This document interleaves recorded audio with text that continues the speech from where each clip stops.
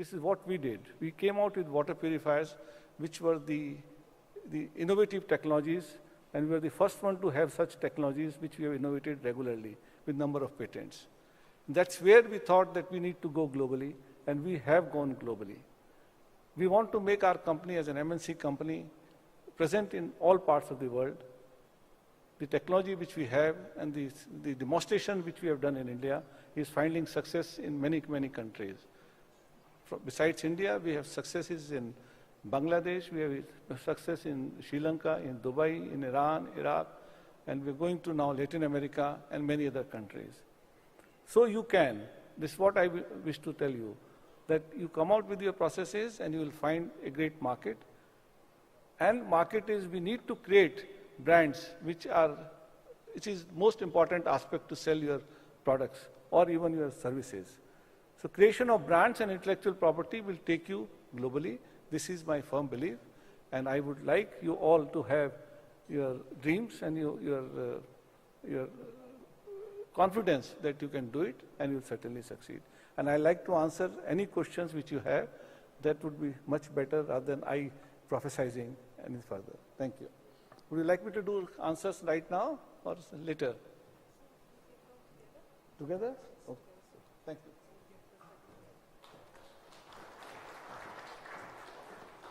So what we're going to do is we're going to invite three of our speakers to share their insights, post which we'll then open the floor for questions. So up next, I'm going to invite Mr. Mahesh Lingareddy, the founder and chairman of Smartron, to also share his thoughts with the audience. Over to you, sir.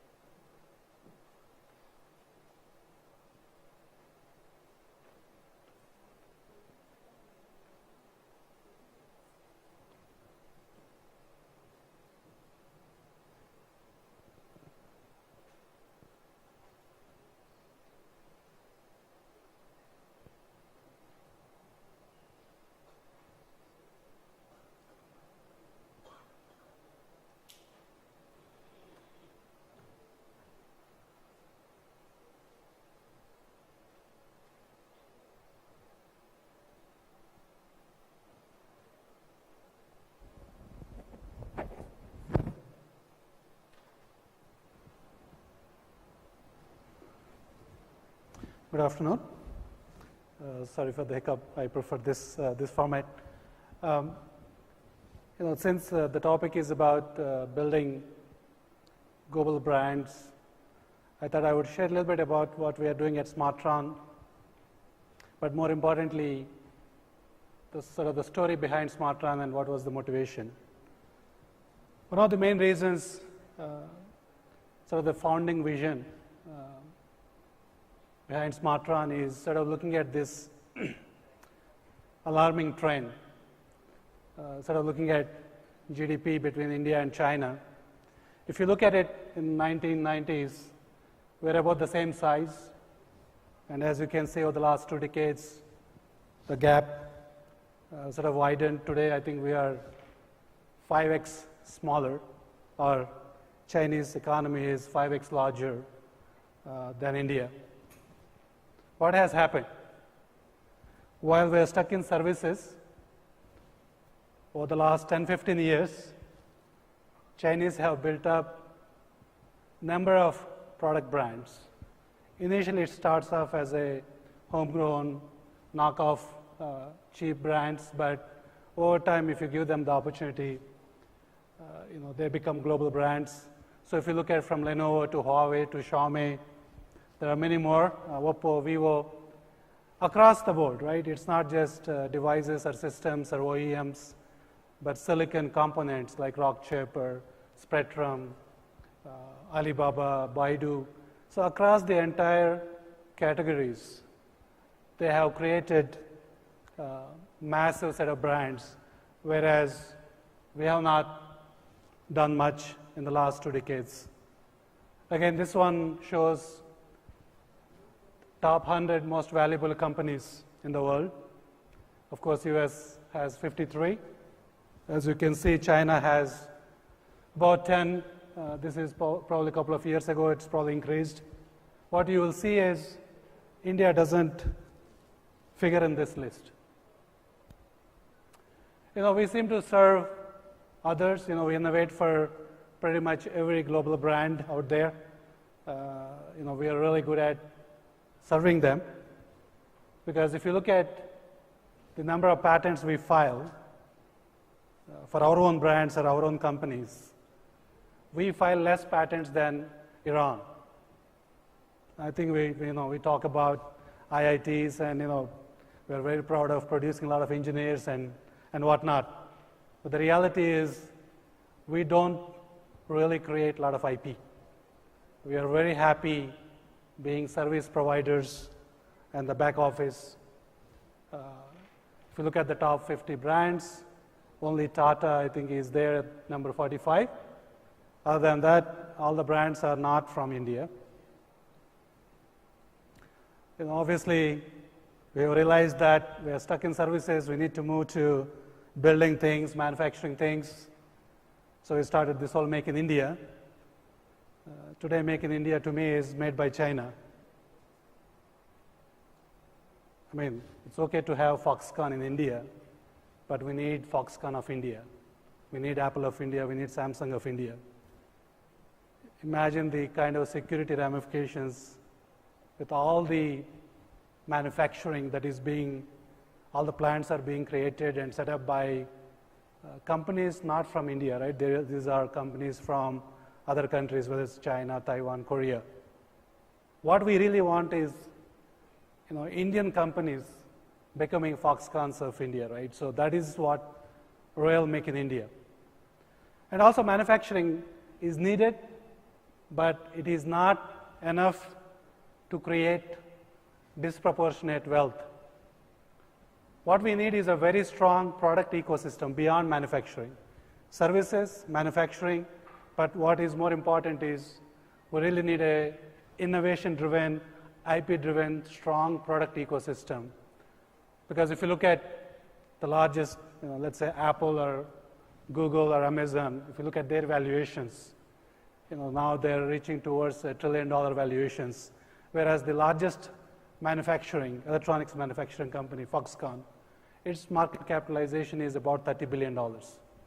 So really, if you are looking for creating disproportionate value and wealth, you need to build IP-driven, innovation-driven products. So in my view, I built one company before Smartron. What are some of the keys to building a brand, a global brand? I think number one to me is, building a company is like making a movie. You are the entrepreneur is the director. You start with that one-liner, then you develop the script, you find the cast, find the producers, those are our investors. Cast is like our team. So I think there has to be a very strong vision. It's not, I will get 1% of the market share, or if I work on this for 2-3 years, somebody will acquire me at this price. The vision has to be beyond numbers, right? There has to be a great story and a purpose and what we are doing, why you are doing it, and how you are doing it. And it needs to be innovation. I really believe you need to have world-class innovation. We need to build world-class products because the market is open. If you don't build world-class products, you can't compete globally, let alone India. And you need to build teams from the beginning, global teams. For my previous company, we have built the first 100, 200 people. We had teams in US, Russia, and Middle East, and India. So you need to have a global organizational footprint. You need to have global partners, all the sourcing, a lot of the IP partnerships, the supply chain, all that is going to be global, right? So that you cannot avoid. Investors, again, you have to have global investors. All this will help to create a product-focused, innovation-driven product brands. We need to have a long-term focus, a lot of patience, and also access to a lot of capital, which we don't seem to have. One of the things I believe we lack in India is lack of investment, strong investment ecosystem. We have thousands of startups. I feel like we are stuck at the beginning of the funnel. In order to push from these thousands to hundreds to tens to handful, you need tens and hundreds of millions of dollars of investment. That means you need to have tens of billions of dollars of venture capital available in the ecosystem. That simply doesn't exist. We have lots of angels and high net worth individuals giving 50 lakhs, 1 crore, 10 crores. That doesn't cut it. That's why we're sort of stuck in building services focused, restaurant apps and real estate apps. Of course, not all gloomy. Over the last 5-10 years, we have created our own examples, whether it's Flipkart or Ola or Paytm. So, there is obviously opportunities. There are always ways to find capital outside India. And I think, the IoT and AI, Internet of Things and artificial intelligence are two big waves. They are like mainframes, PCs, mobile, internet. These are massive disruptive waves that come once in 10, 15 years. I think IoT and AI are like that. So there are tons of opportunities exist from silicon components to services to analytics services to building products, sensors, smart devices, and whatnot. So very quickly, I wanted to, next few slides, talk about what we are doing with Smartron. The founding vision is to build India-based, India's sort of first global technology brand that is really focused on innovation. We have filed more than 50 patents in the last 2 years. We've raised more than $30 million. We are about to spend another $30 million next 12 months as we roll out a lot of different products. We are trying to build an entire ecosystem because we don't have a big platform like what Amazon can offer or what Google can offer in India. So the focus is now we are building what we call Tronex, which is our sort of AI engine that connects to all the next layer of devices, variety of devices from computing to mobile to wearable to smart home and infrastructure. And then we have a variety of services where we target a variety of IoT verticals from infrastructure to smart health to smart home. So we already launched within 2 years of the company founded. We launched about 3 products in the last 6 to 9 months. All these are designed here, all the hardware, software, materials, colors, everything. We didn't go to China and pick some products and put our name on it, while building our own back-end platform called the Tronex, which is sort of our intelligent IoT platform that connects all these devices to give some interesting experiences. And we are gearing up to launch about 8 more products in the next 9 to 12 months, from wearables to bike, electric bike to ultrabooks to smart home solutions. Of course, we can't do everything on our own, so we are trying to partner with, invest in acquiring a lot of small teams that are doing interesting things so that we create an ecosystem, entire product ecosystem around Tronex, because we can possibly build every device that you can imagine. So as part of that, we have created an open innovation platform where we are working with a variety of teams across India, even outside India, in Russia and in Spain and whatnot, where we are funding and partnering. For instance, we have funded solar car development and whatnot. There's a lot of interesting ideas, a lot of interesting opportunities. We are interested in working with the entire ecosystem. So the key differentiation for us, we obviously can't beat on the pricing and all that. Chinese are good at it. They have lots of money to throw at. They can buy the market. So what we are focused on, creating a local experience. The devices are global. My phone, your phone, it's all the same. it's a Qualcomm, it's Android. What we can differentiate is really through, thanks to the AI and IoT, you can differentiate through localized experiences. Today if we look at Amazon Echo, it will give you Taylor Swift or Katy Perry music. But if you ask for Sultan or Dangal songs, it doesn't understand. So that's just one example where there are some interesting things you can do by focusing on localized experiences, taking advantage of this whole AI and IoT concepts. Thank you.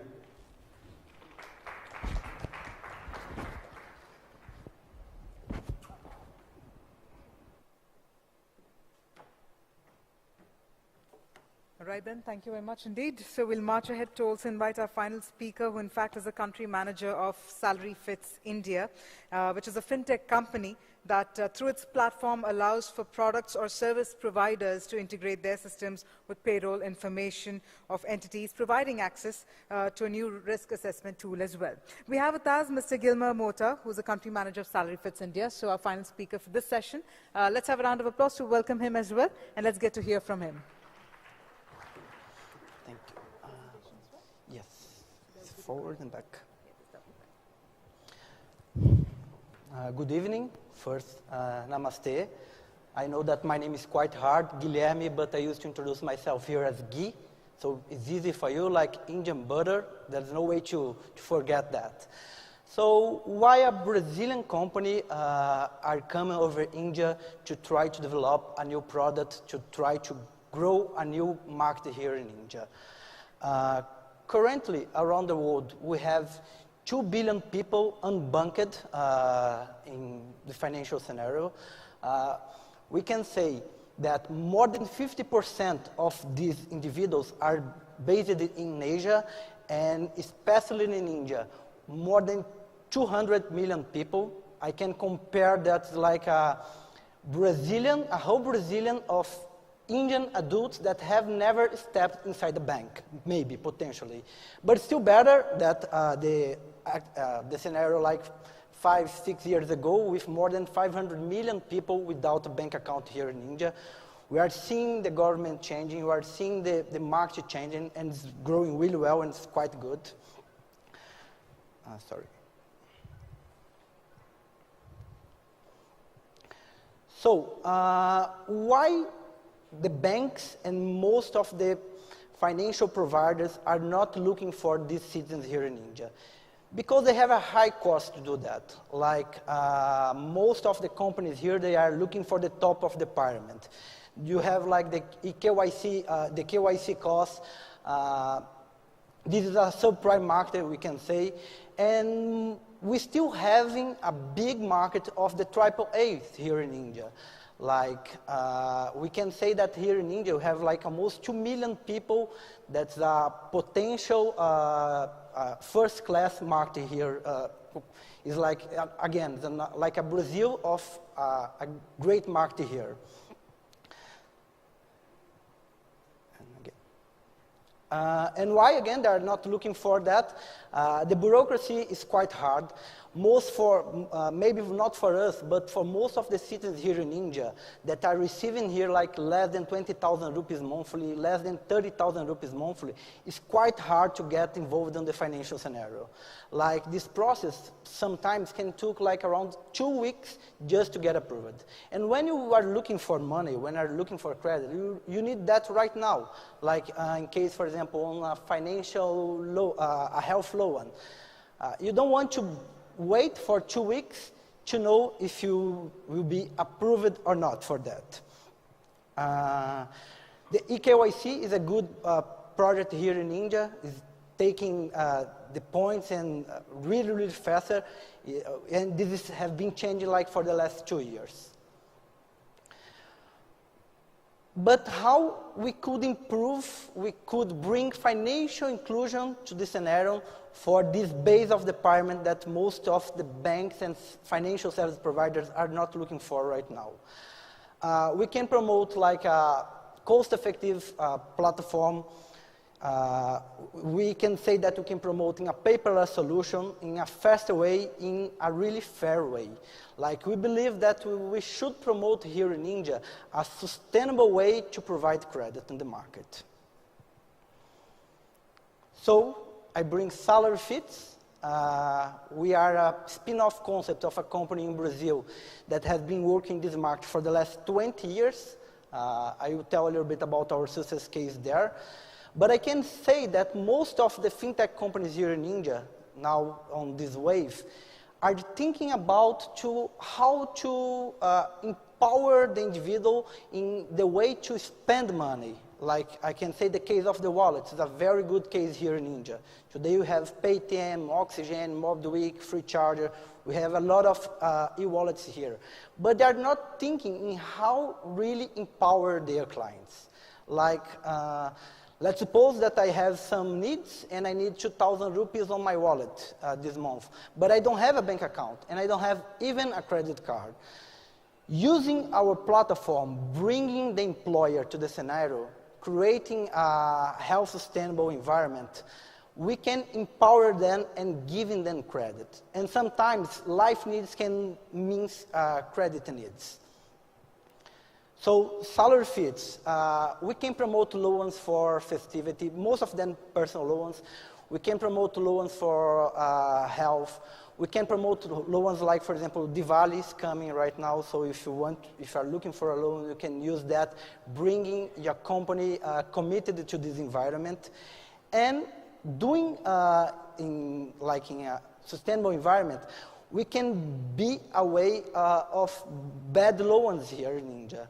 Like 3-4 years ago, India had started to provide a lot of credit cards to the market, and it was a really bad situation.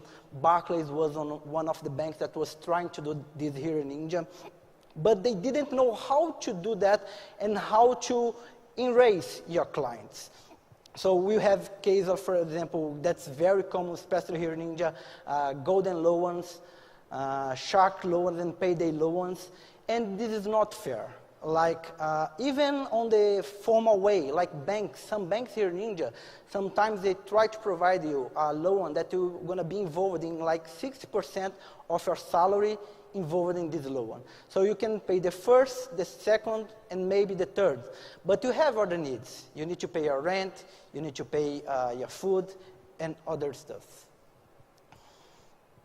So we have this cloud computing platform that we connect employees through our platform with financial service providers, bringing the employer committed to this environment to process the deductions before disburse the salary.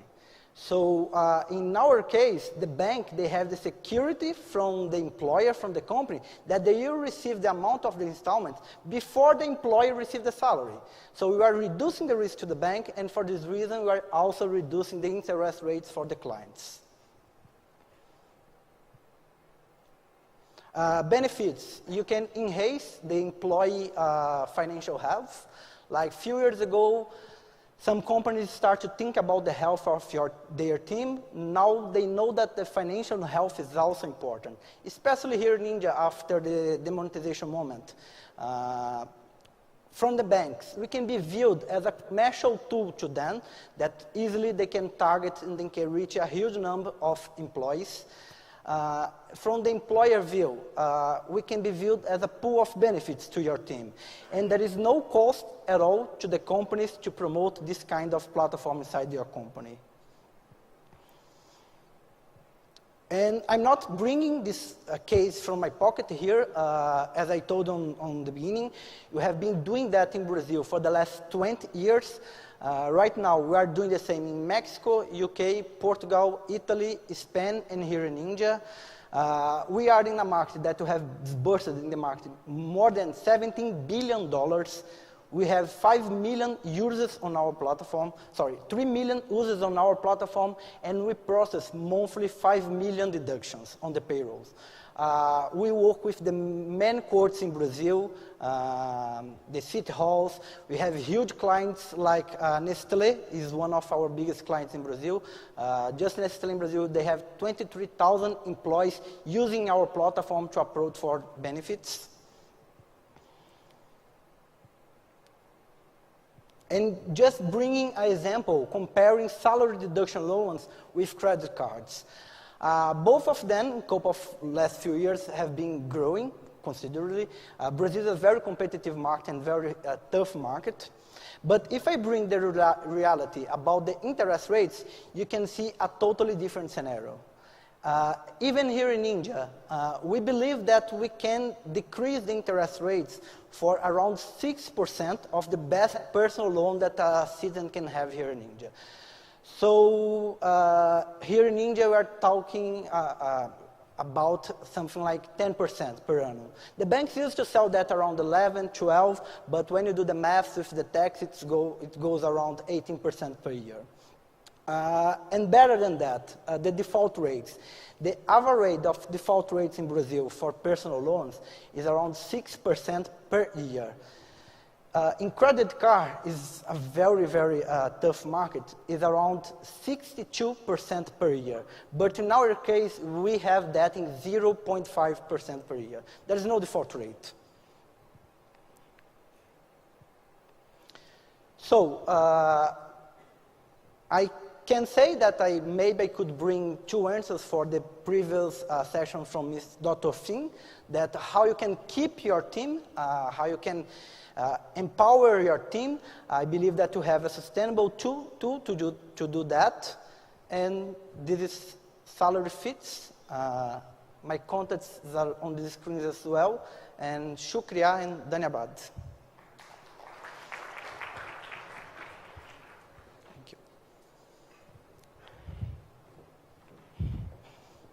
All right, so let's have the lights in the audience as well, and let's take questions from them. I'm going to request you to please once again raise your hands. We'll have the mics passed on to you.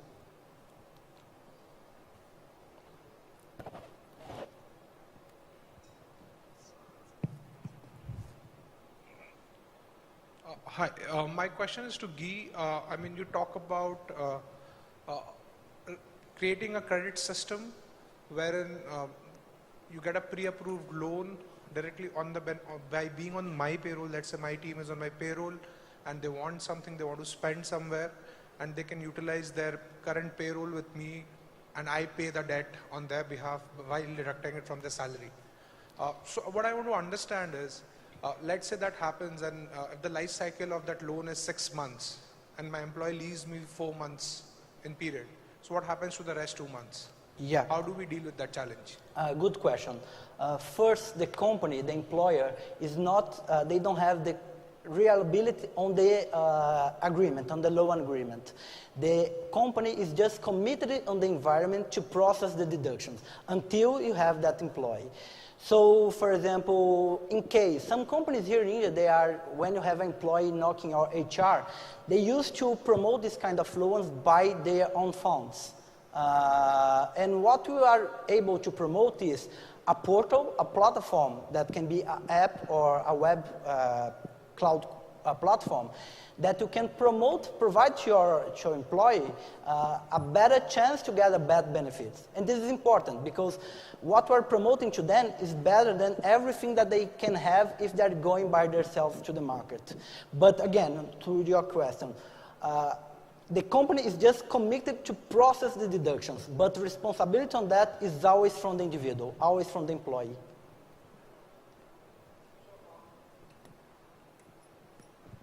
So it means that I would have to notify you that the employee is not with us anymore, and then you take it on yourself, the organization takes it on themselves to collect it back from the In mature markets like right now, Brazil and Mexico, you can just transfer the responsibility, the commitment of this deduction from another company. That's suppose that this employee is joining another company.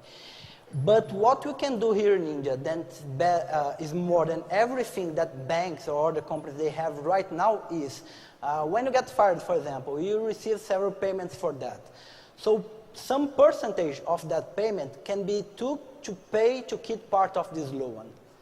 But we can use that as well, like in monthly process, like life insurance, healthcare.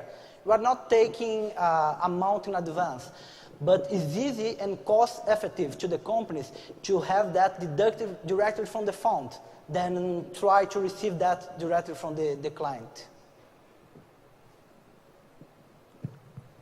Hello, I'm Rishi. I'm from Pune. I'm just a new entrepreneur, and I have a question for Mr. Mahesh.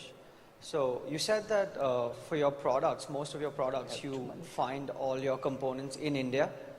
So could you tell us some of the problems that you encountered while finding all possible components in India, and how did you overcome those? Can you hear me? Yeah. So the components, we don't have a component ecosystem. So we are essentially sourcing most of the components from outside. So if you look at processors, whether it's Intel or Qualcomm, memory is coming from Samsung, storage, display. So the component level, we are not even there as a country. We are far, far from building a component ecosystem. We are still sort of going from services to manufacturing, and I think we are attempting to be sort of try to build products where we control sort of the industrial design, mechanical engineering, sort of the colors and the materials, the software, the entire backend, the Tronics backend is all developed here, all the artificial intelligence, all the IoT connectivity we are doing, how we are sort of making your phone talk to your tablet, talk to your laptop, talks to your bike, how we are capturing your health and other things with it. So those level of innovations we are focusing on right now. Component ecosystem, I think it's going to take some more time. All right, room for one last question. Yes. We'll have the mic passed on to that end. Ma'am, if you may please raise your hands for one more time. Yeah.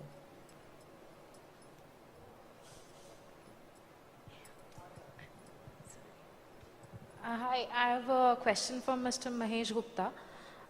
Sir, since you operate in different countries, so what is the difference? There are different kind of waters in different kind of places. So how do you operate that way? Well, whenever we go to a country, we need to understand the quality of water to offer a correct solution. We have products meeting all types of water, different products for different quality of water, and then we need to offer that product for that particular country. Like if you go to Middle East, you will find they all use desalinated water and they never drink tap water. They're always buying a 20-liter water can and that water is used. It's a hot and humid country, so they're required to drink a lot of water. So we find that that's the ideal country where we can sell much more of water purifiers.